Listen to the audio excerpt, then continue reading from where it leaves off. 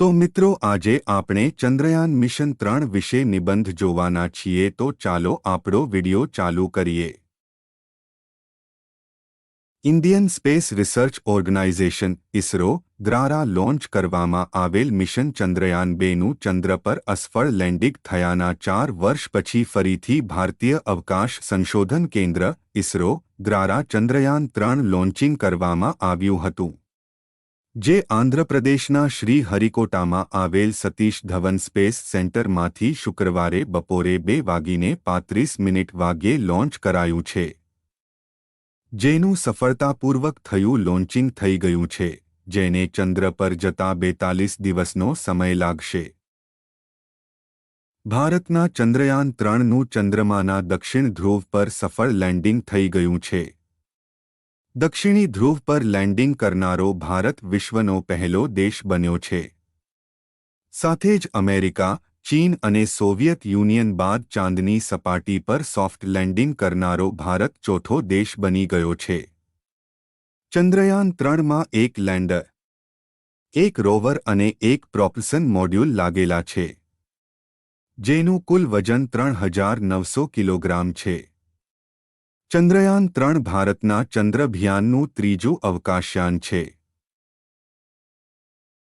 ચંદ્રયાન 2 નિષ્ફળ રહ્યા બાદ ચંદ્રયાન 3 મિશન 14 જુલાઈના રોજ લોન્ચ કરવામાં આવ્યું હતું। 5 ઓગસ્ટના રોજ ચંદ્રયાન 3એ ચંદ્રમાની કક્ષામાં પ્રવેશ કર્યો હતો।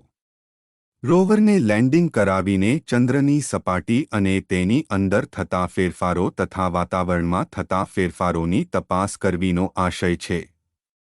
ભારત આ લેન્ડિંગમાં સફળ રહ્યું તો અન્ય ગ્રહો ઉપર પણ લેન્ડર અને રોવર મોકલવા સક્ષમ બનશે।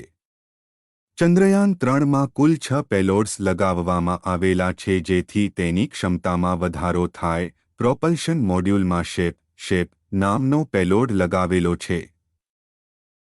લેન્ડરમાં રંભા એલપી, ચેસ્ટ અને ઇલ્સા નામના પેલોડ લગાવેલા છે।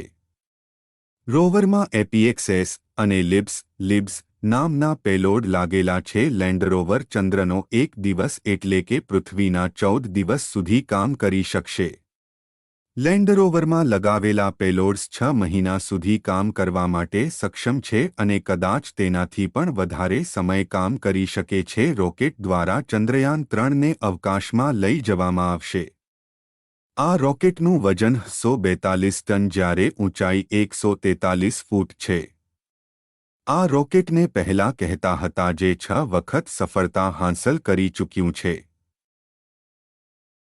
ગત અભિયાનની જેમ આ વખતે પણ ચંદ્રની સપાટી ઉપર સોફ્ટ લેન્ડિંગ કરવું સૌથી મુશ્કેલ કામગીરી રહેશે। આ વખતે લેન્ડરમાં વધારે સેન્સર અને મજબૂત થ્રસ્ટર્સ લગાવવામાં આવ્યા છે, છતાં લેન્ડિંગ ન થાય ત્યાં સુધી ચિંતા તો રહેશે જ। 41થી 45 દિવસમાં ચંદ્ર ઉપર લેન્ડિંગ કરવામાં આવે તેવી શક્યતા છે। અંદાજે 41 દિવસે એટલે કે 23થી 24 ઓગસ્ટે લેન્ડ થશે। ચંદ્ર ઉપર સોફ્ટ લેન્ડિંગના 38 પ્રયાસો કરવામાં આવ્યા છે, તેમાંથી 19 પ્રયાસો જ સફળ થયા છે। વિશ્વના 6 દેશો દ્વારા મૂન મિશન હાથ ધરવામાં આવ્યા હતા। વિવિધ દેશો દ્વારા અત્યાર સુધીમાં 110 મૂન મિશન હાથ ધરવામાં આવ્યા છે। તેમાંથી 68 મિશન સફળ રહ્યા છે। 42માં નિષ્ફળતા મળી છે। 12 લોકો અત્યાર સુધી ચંદ્રની સપાટી ઉપર જઈ આવ્યા છે। અમેરિકા અને રશિયા જ ચંદ્ર ઉપર સૌથી વધુ સફળ મિશન કરનારા દેશ છે।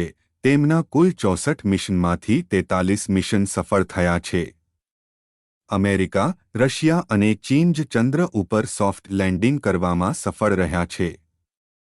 ચંદ્રયાન 2ની જેમ ચંદ્રયાન 3માં પણ એક લેન્ડર, એક વાહન જે ગ્રહ પર ઉતારવામાં આવશે અને એક રોવર, ગ્રહની સપાટી પર સંચાર કરનાર યાનનો સમાવેશ થાય છે।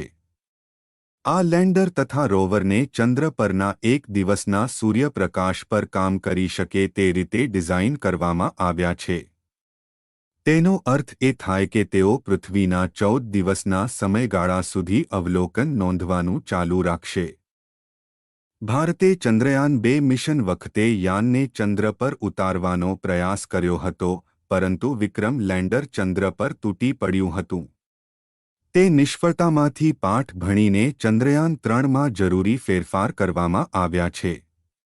આ મિશન ચંદ્રની સપાટી પરની રાસાયણિક તથા કુદરતી સામગ્રી, માટી અને પાણીનો અભ્યાસ કરીને ચંદ્ર વિશેના આપણા જ્ઞાનમાં વધારાનો પ્રયાસ કરશે. આ યાન પર સિસ્મોમીટર, ભૂકંપની તીવ્રતા માપવાનું યંત્ર જેવા ઉપકરણો પણ લગાવવામાં આવ્યા છે. આ સાધનો ચંદ્રની સપાટીની ઊર્જા અને વાતાવરણની રચનાનો અભ્યાસ કરશે તેમજ મિશનના કેટલાક અન્ય સાધનો ચંદ્રની ભ્રમણકક્ષામાંથી પૃથ્વીનો અભ્યાસ કરશે.